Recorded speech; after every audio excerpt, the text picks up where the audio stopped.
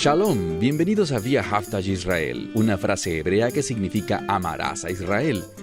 Esperamos que se queden con nosotros durante los próximos 30 minutos, ya que nuestro maestro, el Dr. Baruch, nos compartirá una enseñanza expositiva de la Biblia. El Dr. Baruch es profesor titular del Instituto Zera Abraham con sede en Israel. Aunque todos los cursos del instituto se imparten en hebreo, el Dr. Baruch se complace en compartir este video semanal en inglés con doblaje al español. Para más información, por favor, visítenos en amarazaisrael.org. Aquí está Baruch y la lección de hoy.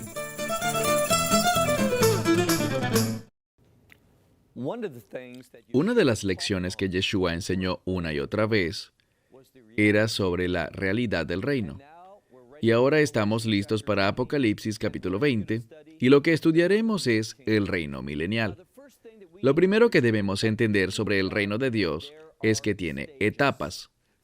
Primero viene el reino milenial. Pero antes de hablar sobre el carácter de ese reino milenial, ¿cómo será la vida?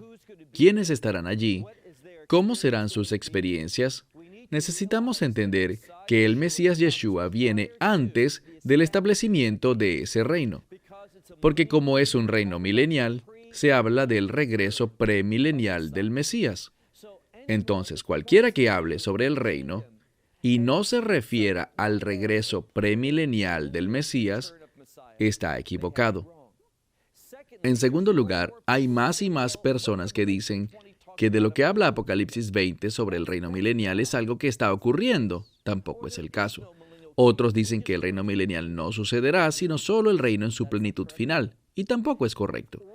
Con el fin de que tengamos una comprensión correcta proféticamente de las cosas de Dios y que entendamos quiénes somos en el Mesías y de lo que Dios producirá en última instancia, necesitamos tener un entendimiento apropiado de este reino milenial, de por qué este reino sucederá sobre la tierra en Jerusalén, que será muy diferente a la Jerusalén de hoy. Pero por qué estará allí y lo que necesitamos descifrar y entender a partir de esa realidad. Con eso dicho, tomen sus Biblias y vayan conmigo a Apocalipsis capítulo 20, versículo 1. El Mesías ha vuelto en su caballo blanco, ha venido con sus ejércitos, ha derrotado a ese falso profeta, esa bestia, esa ramera, y a todos aquellos que han sido parte de ese reino, ese imperio. Y ahora hay una nueva realidad. Vayan por favor al verso 1.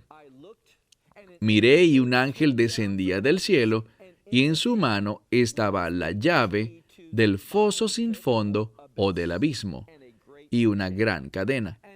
¿Y qué hará este ángel? Bueno, dice en el verso 2, y capturó al dragón, la serpiente antigua, que es el diablo y Satanás, y lo ató allí por 1000 años.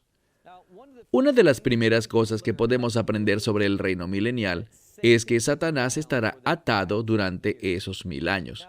Esas personas que dicen que estamos viviendo actualmente en el reino milenial espiritualizan tanto las cosas, despojan a la Escritura de mucha de su importancia, y cuando aplican esta metodología a la Escritura, realmente se desvían demasiado de lo que la Escritura busca revelar.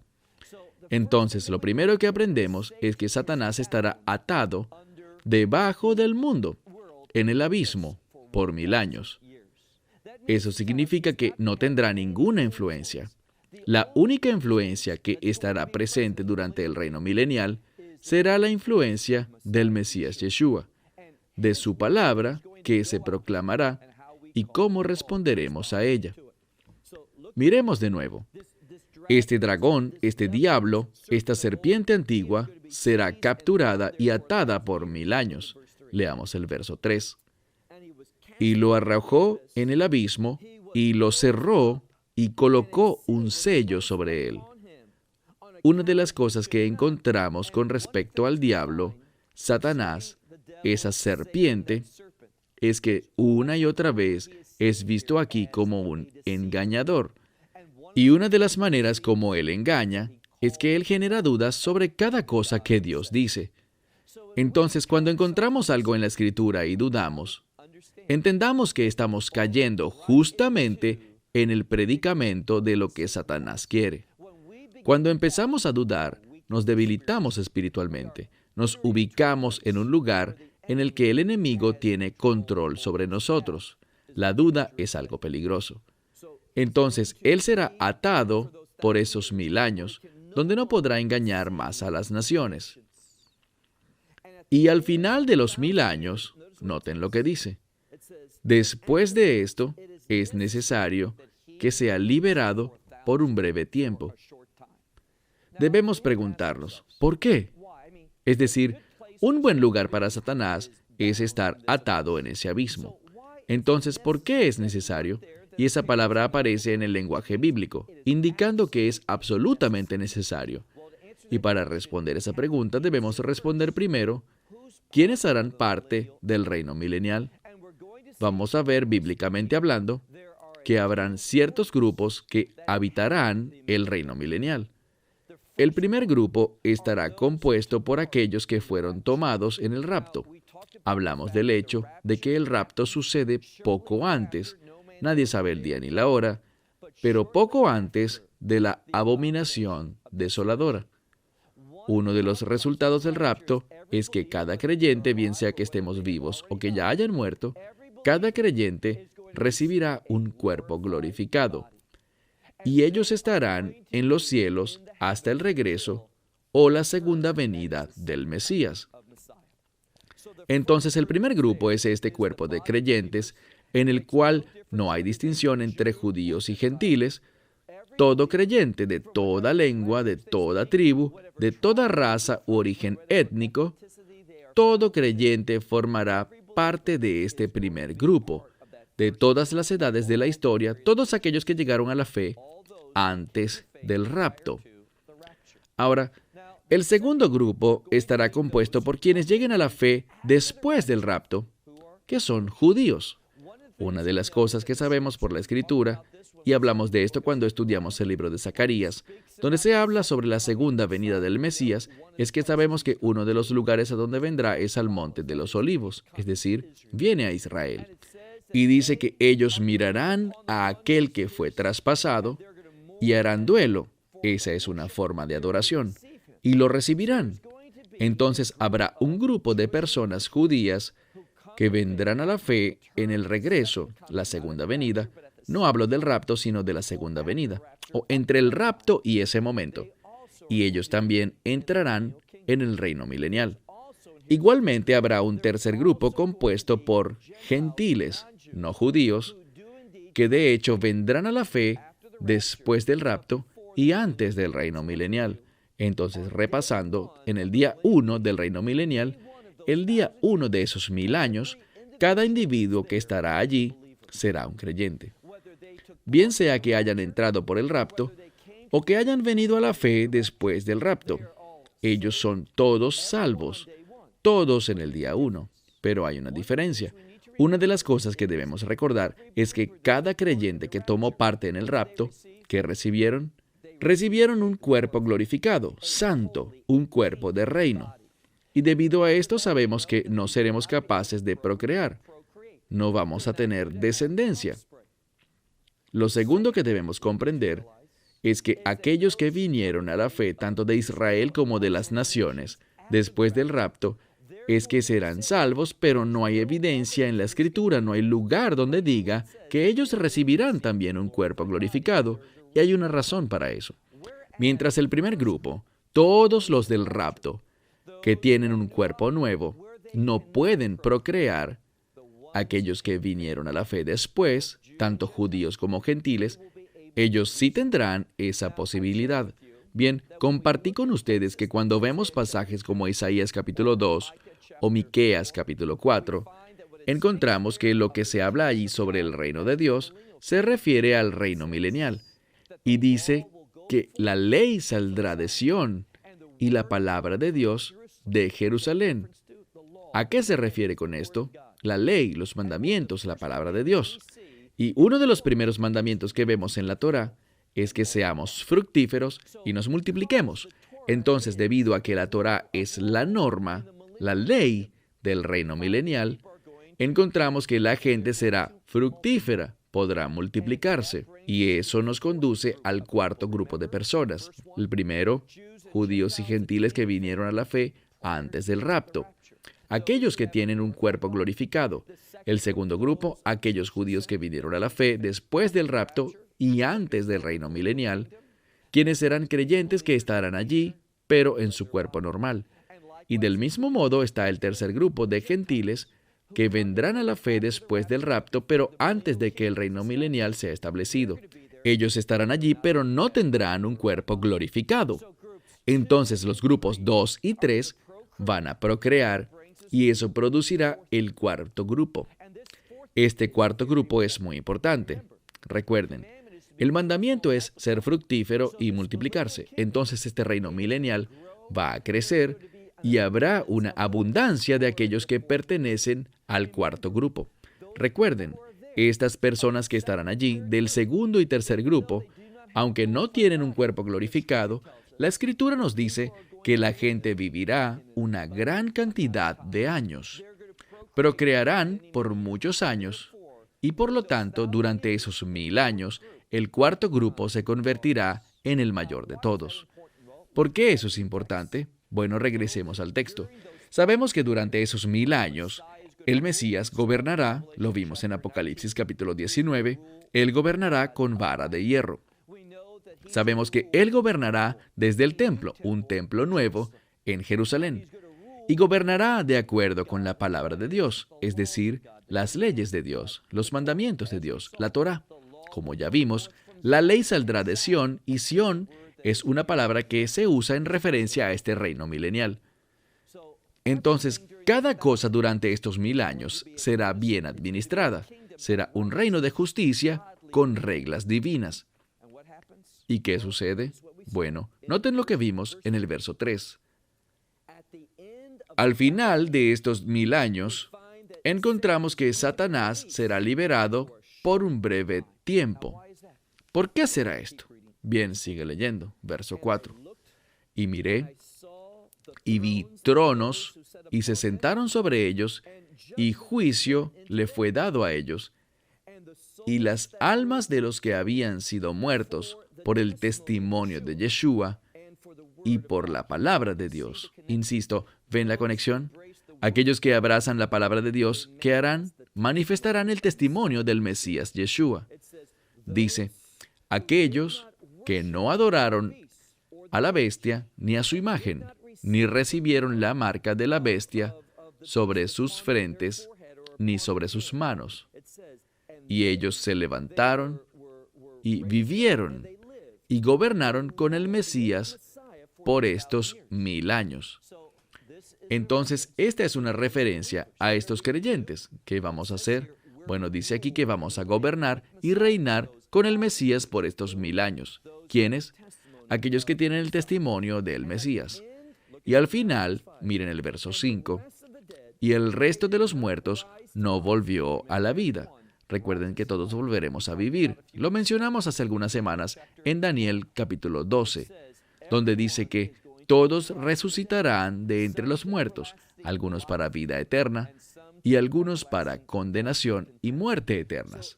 Entonces, este segundo grupo no será parte del reino milenial.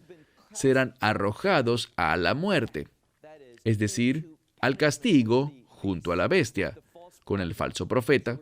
De ellos estamos hablando ahora. Este grupo dice, el resto de los muertos no se levantará ni vivirá hasta el final de estos 1000 años. Así que una vez más, hemos visto 2 menciones sobre lo que pasa al final de los 1000 años. Descubrimos que Satanás debe ser liberado y que habrá también otra resurrección. Avancemos. Encontramos en el versículo 5 una vez más, y el resto de los muertos no se levantó ni vivió hasta el fin de los 1000 años, pues esta es la primera resurrección, es decir, aquellos que hicieron parte del reino milenial. Verso 6. Bendito es el hombre y santo es aquel que tiene su porción en la primera resurrección. Dice, sobre todos ellos, la segunda muerte no tendrá ninguna autoridad ni poder, porque ellos serán sacerdotes de Dios y de su Mesías, y ellos gobernarán con él por 1000 años. Ahora, déjame comentar sobre un problema teológico. Esta es la segunda vez que vemos una referencia sobre aquellos que gobernarán con el Mesías. La primera vez se habló sobre aquellos que sufrieron por el testimonio de Yeshua y fueron ejecutados bajo el gobierno del Anticristo. Aquellos que no recibieron la marca de la bestia sobre sus frentes o sobre sus manos. Aquí, la segunda vez, habla de una manera más general. Lo que debemos ver es que los que van a reinar y gobernar con el Mesías son aquellos que son fieles, que reciben al Mesías antes del rapto. Ahora, avancemos. Vemos algo muy importante en el verso 7. Y después de los 1000 años, Satanás será soltado de su prisión. Este es un pasaje que es muy difícil de entender por las personas. ¿Por qué Satanás será liberado? Como dije, ¿acaso no es bueno que él esté encerrado en ese abismo, en ese foso sin fondo? Claro que lo es. Entonces, ¿por qué Dios dice que es necesario que sea liberado? Aquí está uno de los mejores textos que establecen la doctrina del libre albedrío. Aquellos individuos que nacieron, recuerden que el cuarto grupo, un grupo abundante, enorme, nació durante el reino milenial. Para ellos habrá una nueva y diferente dispensación. ¿Por qué lo digo? Si te preguntara en este momento, ¿tú crees en Yeshua? Si respondes que sí, lo que estás diciendo es que tienes fe en Él. Y la fe es la certeza de lo que se espera, pero que todavía no has visto. Entonces eso produce una situación muy particular. En el reino milenial, esa pregunta, ¿tienes fe en Yeshua?, es muy diferente. Porque si aprendimos que la fe es lo que esperamos, pero no hemos visto, durante el reino milenial, todos seremos capaces de ver a Yeshua.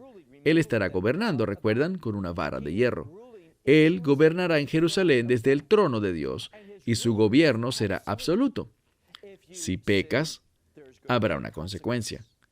Y la forma como la gente, presta atención aquí, la forma como la gente de ese cuarto grupo manifestará su fe, es decir, su confianza en Dios, será que si pecan, ¿qué tendrán que hacer? Ofrecerán un sacrificio. Pero insisto en esto. Esto causa problemas en la teología de muchas personas, aunque no debería si lo entienden apropiadamente. Te pongo un ejemplo. Bíblicamente hablando, sabemos algo. Sabemos que todos los sacrificios que se realizaron, tanto durante el tiempo de los patriarcas como los sacrificios realizados en el tabernáculo del desierto, o aquellos realizados en Siloé, en el tabernáculo allí, o en última instancia en Jerusalén, en el templo, todos estos sacrificios apuntan a algo. Todos ellos apuntan a la cruz. El sacrificio que lo abarca todo, de una vez y para siempre, completo, al que no le falta nada. Todos apuntan allí. Ahora, lo que los eruditos nos enseñan es que todos los sacrificios en el reino milenial, ellos en sí mismos no expían. Lo que hacen es lo mismo que todos los sacrificios previos al Mesías. Mientras que estos apuntaban hacia adelante, hacia la cruz del Mesías, los sacrificios ofrecidos durante el reino milenial apuntarán hacia el pasado, también a la cruz. Entonces, ¿qué expía el pecado? ¿Qué produce el perdón verdadero? La respuesta es el sacrificio del Mesías, suficiente y realizado de una vez y para siempre. Sin embargo, para demostrar esta fe en el Mesías, ¿qué tendrán que hacer? Tendrán que ir y cumplir con los sacrificios de la Torá, como testimonio, como acto de fe. Entonces, durante estos 1000 años, veremos al Mesías gobernando con vara de hierro, haciendo cumplir la rectitud. La justicia será mantenida y ejecutada de inmediato. Entonces, serán 1000 años del gobierno justo de Dios a través de su Mesías, su ungido, su Cristo. Ahora, piensa en esto. Si tú no hubieras nacido aquí, en este mundo, ¿cómo es este mundo? Es un mundo lleno de injusticia, lleno de corrupción. No será así en el reino milenial. Esas personas del cuarto grupo, ellos nacerán y vivirán durante su existencia entera en un reino de justicia y rectitud. La ley será cumplida. Las decisiones serán justas. ¿Y qué pasa? Bueno, todas estas personas, ya que fueron forzadas a vivir de este modo, no han tenido la oportunidad de ejercitar su libre albedrío con respecto al Mesías. Ahora mismo, si ellos pecan, Él los castiga. Él pone presión sobre ellos con el fin de que hagan lo correcto. Pero ¿qué pasa? Bueno, mira de nuevo el verso 7. Y cuando los 1000 años se cumplan, Satanás será liberado de su prisión. ¿Y qué hará él? Veamos el verso 8. ¿Qué ha hecho siempre Satanás? Mentir. Él se disfraza como ángel de luz, aunque viene de la oscuridad. ¿Qué dice el libro de Apocalipsis que hace Satanás, el diablo y la serpiente antigua una y otra vez? Engañar, engañar y engañar. Y continuará engañando, es el padre de la mentira. Ahora, ¿por qué tiene que suceder esto? La respuesta es debido a la doctrina del libre albedrío. Sí, Dios es soberano, pero Él en su providencia, Él en su omnisciencia, se da cuenta de que sin libre albedrío no puede haber amor. Porque el amor involucra una decisión, el amor involucra sacrificio. Entonces, lo que ocurrirá es esto. Satanás será liberado, él volverá a engañar. ¿Y cuál es su mensaje para engañar? Y esto lo deducimos del texto.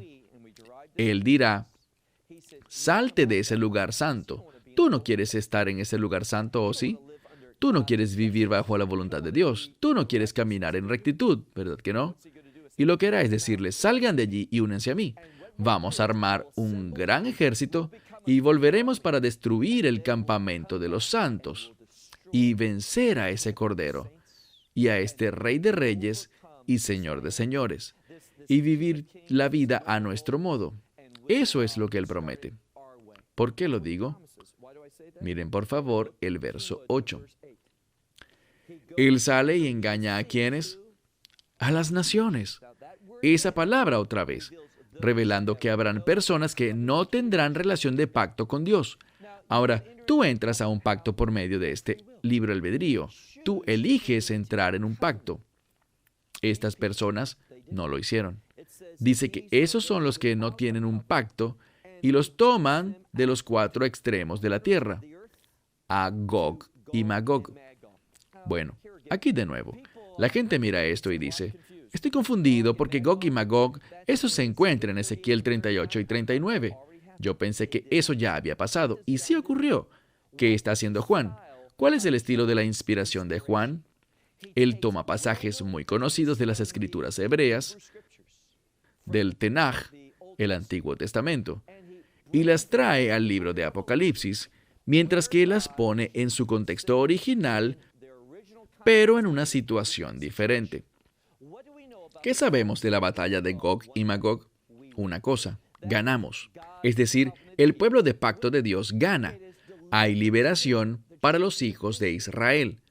¿Quiénes son los hijos de Israel? Una forma como podemos entenderlo no es nada más como los descendientes físicos, sino que más importante aún, recuerden lo que dijo Pablo en Romanos 9:6. No todos los de Israel son Israel. Es decir, no todo aquel que desciende de Jacob será parte de Israel. ¿Qué es Israel la segunda vez que se nombra? Gente de reino. Entonces lo que descubrimos en este pasaje es que Satanás sale y dice, vamos a hacer guerra. Pero la palabra de Dios dice que es la de Gog y Magog. No es la misma de Ezequiel 38 y 39. Nos trae ese término, Gog y Magog. ¿Por qué? Porque la gente de pacto de Dios salió victoriosa y la gente del reino de Dios saldrá victoriosa. Por eso leemos una vez más en el verso 8, Él sale y engaña a las naciones de los 4 extremos de la tierra, a Gog y Magog, es decir, vamos a ser victoriosos, y las reúne para la guerra, y el número de ellas era como la arena del mar. Bueno, si me preguntaras, ¿cuál es una de las cosas que te sorprende más en la Escritura? Yo te diría que es justo este versículo que acabamos de leer.